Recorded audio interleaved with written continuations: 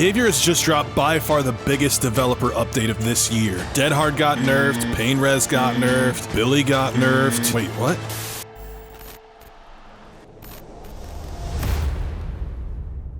Alright, I better put a shirt on for this one. At first glance, it's obvious Behavior wants to change up the meta. Keeping that in the back of your mind makes all of this a tad easier to digest. Note how they start off with the Bloodweb changes. They give you a little treat before they hit you with some serious curveballs. No longer will we have to waste our time doing this.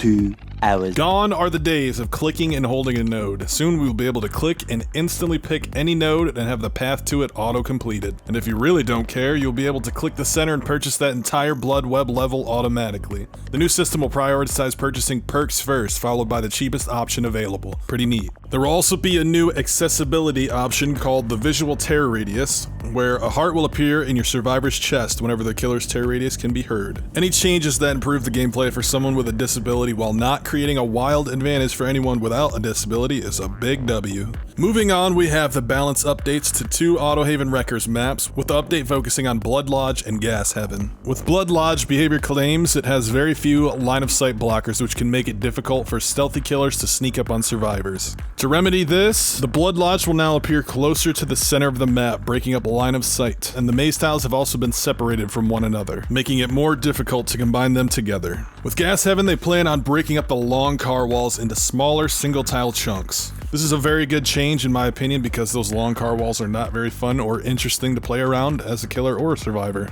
Cool. On the survivor side of things, we have a ton of changes. There have been some massive nerfs to healing. All medkits will have 24 charges and will only last for 1 heal. This is a pretty necessary change, as it can be quite annoying being a killer, going against 3+ medkits because you have to commit to every single chase, otherwise the survivor's gonna get away and heal in 10 seconds or less. The time it takes to fully heal has been increased by 50% to 24 seconds. This is crazy. Looking at this chart, you can see the theoretical effect this will have on the healing reduction speed of various anti-healing perks. Self-care and Sloppy Butcher taking 86 seconds is bonkers. For reference, a generator takes 90 seconds. Killers who benefit from keeping you injured are going to have a field day with this. To further the damage to survivor egos, Boone, Circle of Healing has been hit full force with the Nerf hammer. It will no longer allow survivors to heal without a medkit. Instead, it will provide a 40 to 50% healing speed bonus to healing others. Additionally, the auras of injured survivors within the Boone's range will be revealed to all other survivors. That's cool. Possibly the biggest change we have on the survivor side of things is the nerf to the beloved Dead Hard.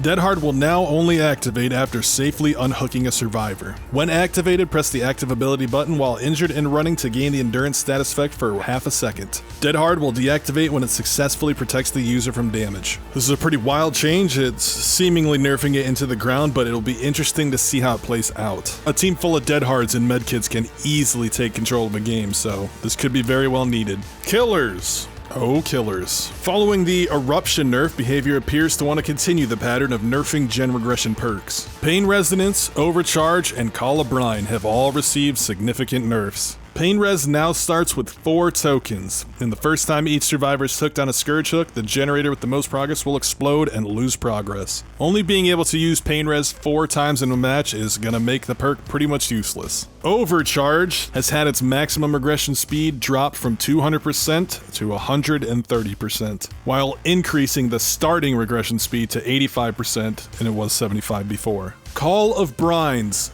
additional regression speed has been dropped from 200% by 75%, down to a maximum of 125. Now, I can't help but assume this is due to the introduction of the Skull Merchant, as she is incredibly annoying to play against due to her power to hold 3 gens with an iron grip.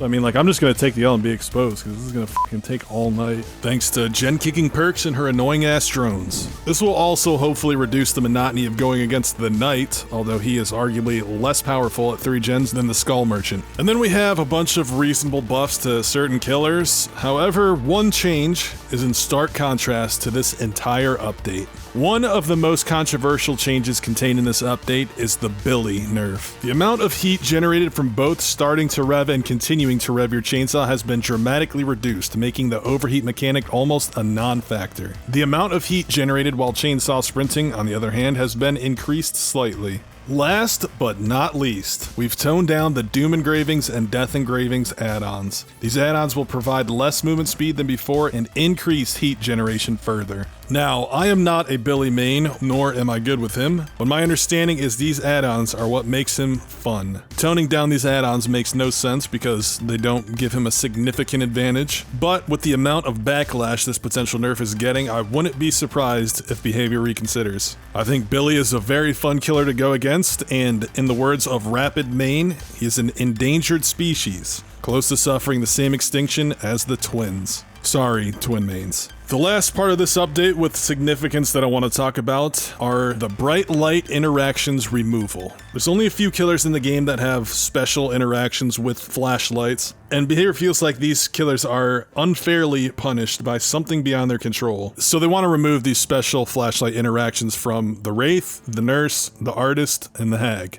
As far as it goes with the Artist, that's cool. With the Hag, they want to add the ability to wipe away a phantasm trap. And that's fine, you're replacing the flashlight interaction with something else. But my concern is with Wraith and the Nurse. The situations where the flashlight would come into play against these killers is very, very minute. I've never once been in a solo queue match and have a teammate try to hit a Nurse that's blinking with a beamer. And trying to watch a controller player burn the Wraith is quite comical. It only really becomes a thing at very high MMR matches, and I don't think those killers have an issue with it. Behavior referenced removing the ability to sabotage the Trapper's bear traps as a reasoning behind this change. But in my opinion, that's incomparable because Trapper has limited traps while the Wraith has infinite cloaks. To me, this just feels like a change to have a change, I guess. Like most players didn't even know about these bright light interactions. Anywho, I digress. My overall thoughts on this developer update, I think it's good that they're shaking up the meta. I know a lot of players constantly complained that it was stale. Well, it's definitely not now. There is a quite apparent strong emphasis on altruism with this update, given Dead Hard only working now if you unhook a survivor, the solo healing speed nerfs, boons only working on altruistic heals now, etc. I'm very interested to see what happens. I think we're so ingrained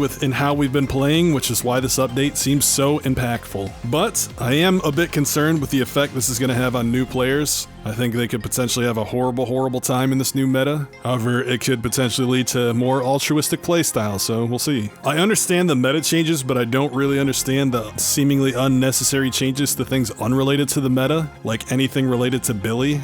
Bro, I'm a Blight main, and I am so sorry to the Billy mains. Anyways, that's gonna do it for me. If you like this video, you already know what to do. Like, comment, subscribe. Thank you for your time, and I'll see you in the fog.